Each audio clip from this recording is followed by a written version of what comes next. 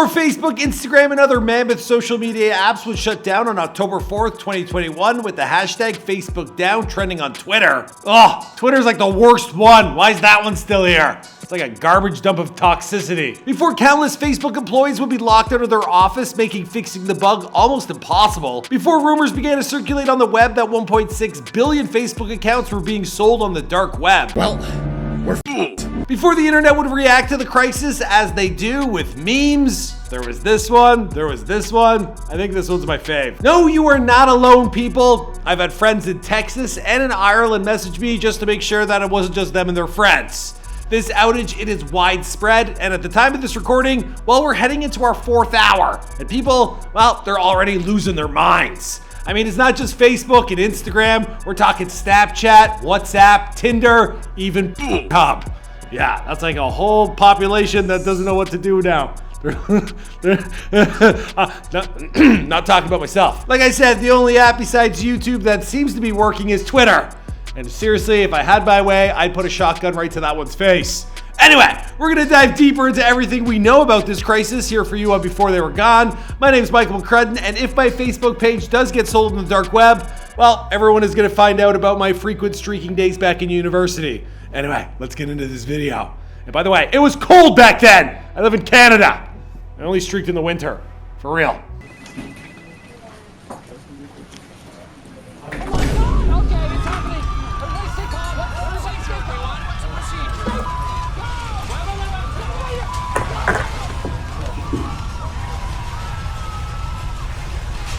Fuck this shit, I'm out. October 4th, 2021, well, it was a normal Monday for most of us. Couch Guy, it was trending on TikTok. Everyone's still obsessed with Squid Game. And then people were complaining about this week's host on SNL, Owen Wilson. They said he just coasted by. Then all of a sudden, out of nowhere, around noon Eastern time, well, no one could post, access, or refresh any of their favorite social media apps. Now, Mark Zuckerberg, he immediately felt the sting. His net worth dropped by an estimated $6.6 billion at the time of this recording. Another thing about Facebook I don't enjoy in particular is that white people need to stop doing black people things and ruining it. Now, outages, they are not uncommon for apps, but to have so many interconnected apps that the world's largest social media companies go down at the same time, well, that is kind of rare. It's actually like end of the world rare, for real. It's kind of like the meteorite that killed the dinosaurs rare.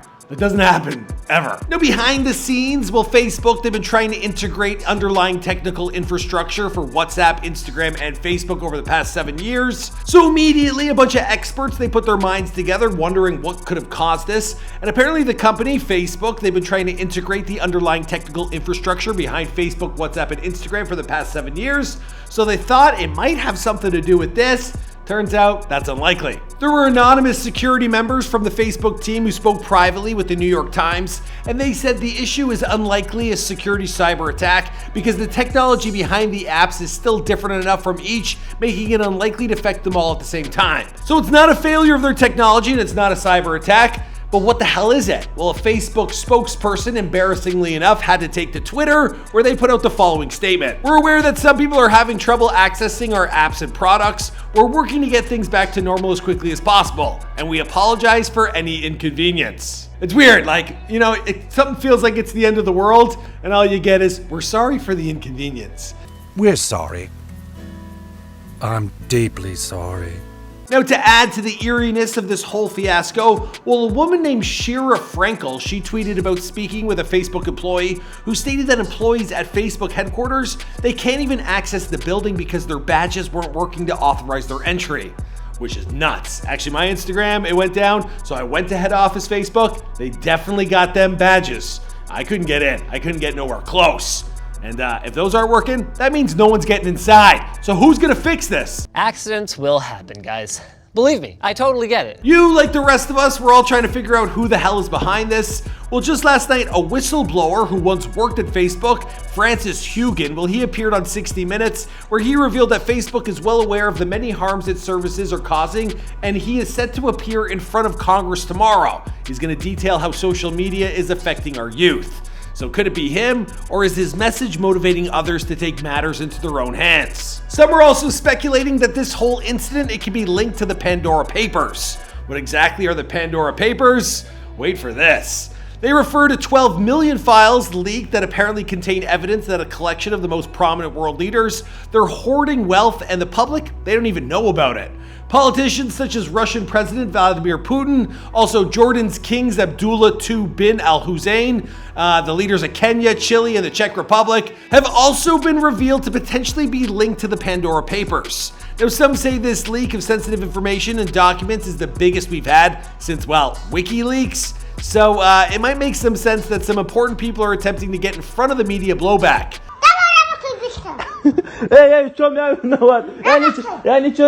Now, it must be a pretty sensitive information leak if they're trying to delete Facebook off the face of the internet. But hey, they are going after Facebook, Instagram, Snapchat, and the rest. So, could be that. What adds even further confusion to all this chaos is that it doesn't even look like Facebook is actually down, which is like widely being reported.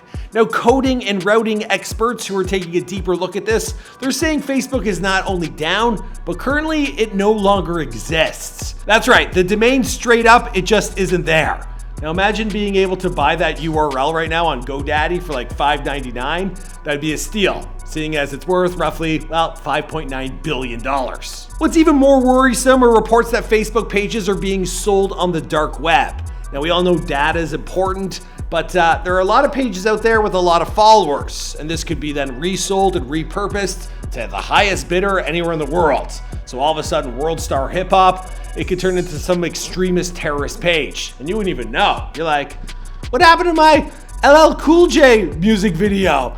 I don't want to be looking at Osama videos. Now, when you think about how much money Facebook is worth, it is a little annoying for this to be happening at all. Like your average Facebook software engineer makes on average from $120,000 a year upwards to $1 million. So it almost feels like these guys, they get paid too much for something like this to ever happen. But in all seriousness, this is unprecedented. Something like this has never happened since the early days of social media way back in 2008, which was the same year they introduced the iPhone. It's also the same year that Wall Street tanked. It's some time ago, and this could just be a story that goes on and on and on and unfolds for years to come, because it's gonna have rippling effects. I know we run a media company, our content is on Facebook, so that means we making no money today, and we're just like a drop in a bucket, a big bucket. So wow, this is crazy. Anyways, we hope it returns, and wherever you're watching this video, well, be sure to give us a follow. And well, hopefully we can stay in business, because if all of these apps disappear, I guess we're just relying on YouTube, which is kind of the core foundation of my company. We'll survive. Anyway, I'll see you guys in another video. Unless YouTube gets hacked, then I'm screwed. Boom!